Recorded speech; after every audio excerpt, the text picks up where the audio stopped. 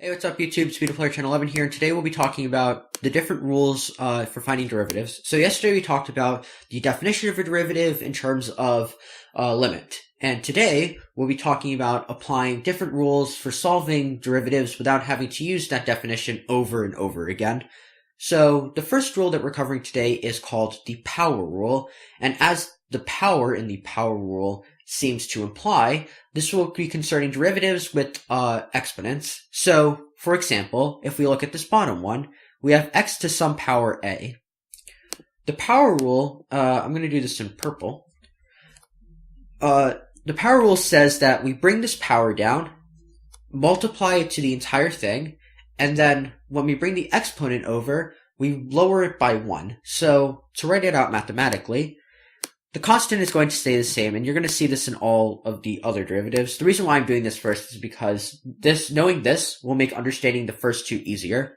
So, like we said, we bring this power down, so we multiply it by the power, and then we lower the power by 1. So, we do this. For example, if I wanted to take the derivative with respect to x, that's what dx means, of, let's say, 2x cubed. What I would do to find the derivative of that would be the constant, is going to remain the same, so I take 2. I multiply it by the power 3, so I get 6. And then I bring the x over with the exponent that is 1 lower than this exponent, so it would be 6x squared. Now, understanding this, we can imagine that this x over here has an imaginary 1, so when we multiply it, we bring this 1 over, so 1 times k is k, a constant, and then x lowered by 1 is x to the 0, and x to the 0 is just 1. For example, 5 to the 0 is 1, 100 to the 0 is 1, and therefore, the derivative of any constant k times x is k. Now, this should be something that we're familiar with. Remember that the derivative is just a way of finding the slope at any point. And the slope at any point along a straight line, which is like kx, so just imagine that this is y equals x. This is the graph y equals maybe 2x. The slope at any point along this line is just going to be 2. Knowing that, the first one should be easy. We can imagine that this is just the derivative of k times x to the 0, since x to the 0 is always 1. So if we bring the power down, we'll be getting 0 times k to the x k to the x to the negative 1 power. But the thing is, when you multiply 0 by anything, you'll get 0. So the final answer for the derivative of any constant is 0. And we're going to make a different graph here.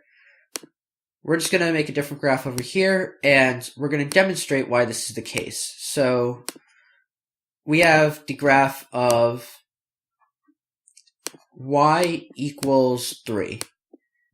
The slope along any point on this line is just going to be 0. So that is how the power rule works. We bring the power down, then we lower the power by 1. Now let's move on to the next rule. The next rule is called the product rule.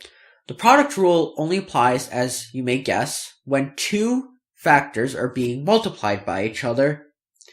For example, let's just take x to the 4th multiplied by x squared plus 1. Now, you could easily just distribute the x to the 4th and then use the power rule, but let's do it both ways. Sometimes you'll see that the product rule will be easier. So, let's just give the general definition of the product rule first, before we head into this. To find the derivative of two products, you first take the derivative of the first one, so I'm going to say u prime to represent the derivative of u, so the derivative of x to the 4th. Then we multiply that by v.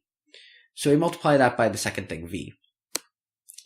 Then we add the derivative of v, so v prime, the second one, and multiply that by u. So it's the derivative of the first times the second, plus the derivative of the second times the first. So let's do that. So here's the u. So following this formula, we get that this will be 4x cubed using the power rule. Then we multiply that by x squared plus 1. Then we add u times v prime, so u being x to the fourth, and we multiply that by the derivative of this. So we distribute the derivative, basically. The derivative of x squared is just 2x using the power rule, and then the derivative of a constant is just 0, so if you add 0, it just becomes 2x. So let's simplify this. 4x cubed plus x, or times x squared, just distributing it, is going to be equal to 4x to the fifth power. Then we have 4x cubed plus times 1 is just 4x cubed. And then x to the fourth times 2x will be equal to 2x to the fifth power. So we notice that we have 2 of the same power, so that just becomes 6x to the fifth power plus 4x to the third power. Now we're going to do the same thing now using the power rule without using the product rule to show that these answers are still the same. So we're going to bring this over and we're going to distribute the x to the fourth in the very beginning. So what we get is x to the sixth plus x to the fourth. And you should already notice that after using the power rule, you're going to get the same answer because you'll bring the 6 down and then you'll lower the exponent by 1, so you get x to the fifth plus 4x cubed. Now, you may be asking, well, why do we ever use the product rule? Well, sometimes you're going to get something that you can't simply just multiply together. For example, let's say this is x to the fourth plus 1. You would have to FOIL it, and that would be a lot of work. Or if you have x to the fourth plus x squared plus 1, and that would also be extra work, and it's just easier to take the derivative of that, so you get rid of all these random constants. The second reason is because there's also trigonometric functions and other types of functions that can't necessarily be multiplied by each other. For example, if I had x to the fourth times sine x, I can't just simply multiply x to the fourth by sine x. I would have to use the product rule. And we're going to be getting to the derivative of sine x later. Now, let's move on to the next important rule to remember, the quotient rule. So I made a mistake here. These should be dividing by each other. So let's just get rid of that. And we're going to be finding the derivative of the function u divided by v. And we're going to be taking an example in a second, but first let's get the definition down.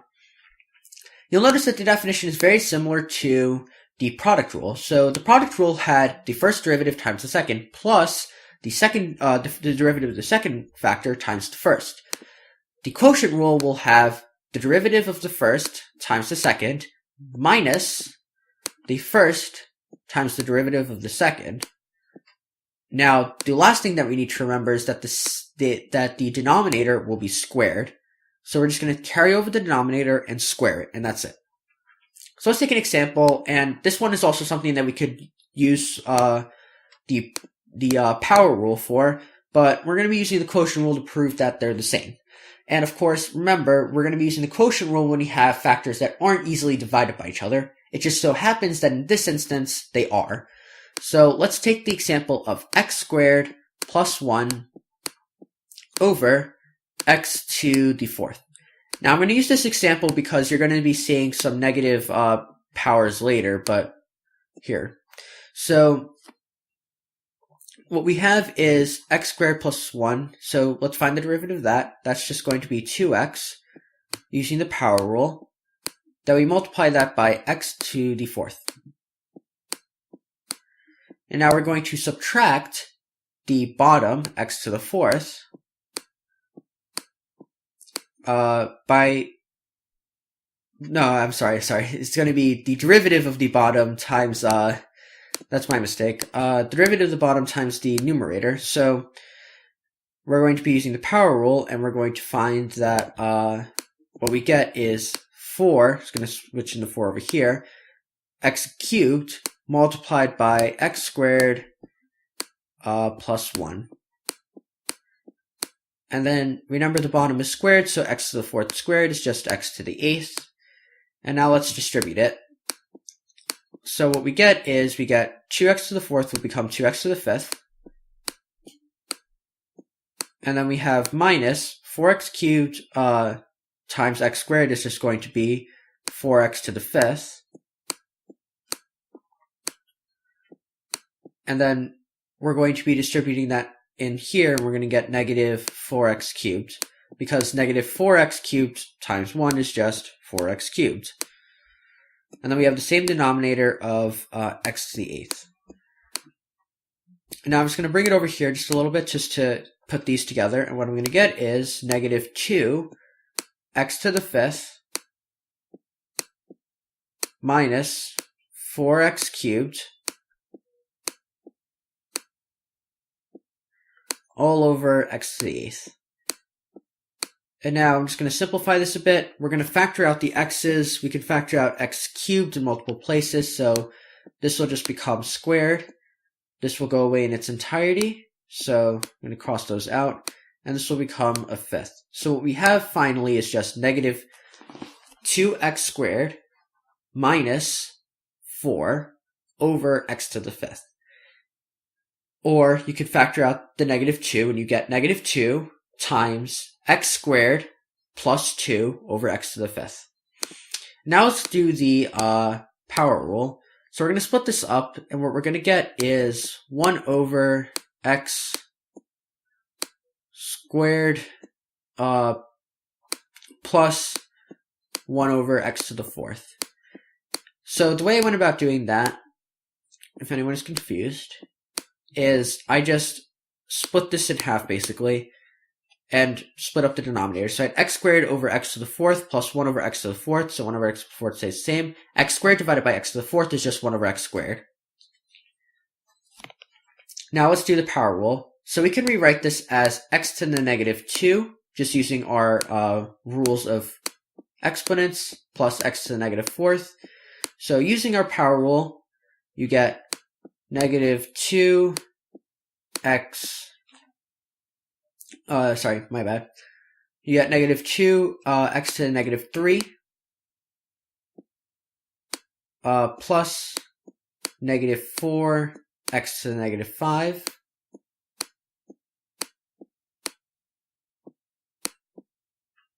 and now what you'll see is that when we combine them and put them together, we're going to end up with the same answer as over here. So let us just prove that. We're going to split this up the way we did with the first one. We're going to get negative 2. We have negative 2. We have x squared over x to the fifth. That's just going to be over x cubed, which, as you should probably tell, is the same thing as x to the negative third. And then we have minus, which is plus minus, so that's just going to be minus. We have 4. And then there's nothing here since we canceled out the x cubed over x to the fifth, which is x to the negative 5. So as you can see, they are equivalent, and that is the quotient rule. Now, the last page I have here is just a bunch of other derivatives that you should memorize. This looks intimidating, but as you'll see, a lot of them are kind of repetitive and not that hard to memorize. So, derivative of sine x is cosine x. Derivative of cosine x is negative sine x. So, this will go in a cycle. Derivative of sine x, cosine x. Second derivative, negative sine x. Third derivative, negative cosine x, because this would just be negative sine x, so you carry over the negative. And then the derivative of negative cosine x would be negative of negative sine x, which is just sine x. It goes in a cycle like that. So the fourth derivative of any trigonometric function that's sine or cosine, I should not include the other four, as you'll see. It's just back to the beginning. Now let's talk about tangent. Tangent is secant squared x, so cotangent is negative cosecant squared x. So the co's are negative. All the co's are negative, as you can see. Secant is secant x, tangent x. Cosecant x is negative cosecant x, cotangent x. So the co's stay with the co's, and the co's are also all negative. Now, here are the inverse trigonometric functions. So we have the same sort of pattern here. All the co's are negative. So the derivative of inverse sine x is 1 over radical 1 minus x squared. derivative of inverse cosine x is negative 1 over radical 1 minus x squared. The derivative of inverse tangent is 1 over 1 plus x squared, and you guessed it, the derivative of inverse cotangent x is negative 1 over 1 plus x squared. Derivative of secant, inverse secant times of x is a little bit more complicated. It's 1 over the absolute value of x, radical x squared minus 1. But if you can memorize that, then the derivative of inverse cosecant x is very easy. It's just the negative of that. Now let's talk about the exponential functions. First, let's talk about e to the x. I know I put e to the x on top, but you'll see why e to the x is just e to the x. So derivative of a to the x will be ln a, so this base, times a to the x. Now, let's apply this when it's the special case of Euler's number. Ln e, as you guys should know, is just equal to 1. So if that's the case, then we have an imaginary 1 here, and the derivative of e to the x is just e to the x. So the slope at any point on the line on the curve e to the x is just the same value. And then the derivative of a to the x is ln a times a to the x. Now let's talk about the derivative of log base a times x. You have 1 over x, and in the denominator, you multiply the x by ln of this base a. Now, in the special case of the natural log ln e, which is basically what ln is equal to log base Euler's number e, is just 1. So you end up with the derivative of ln x is just 1 over x. Now, I know I went through that really quickly, but these are just things that you should memorize. The more important thing is to understand how these rules work, since those will be how the things you'll be applying. I hope you enjoyed watching. I hope you join me tomorrow when we cover more things about derivatives, and give it a thumbs up and subscribe. Thank you.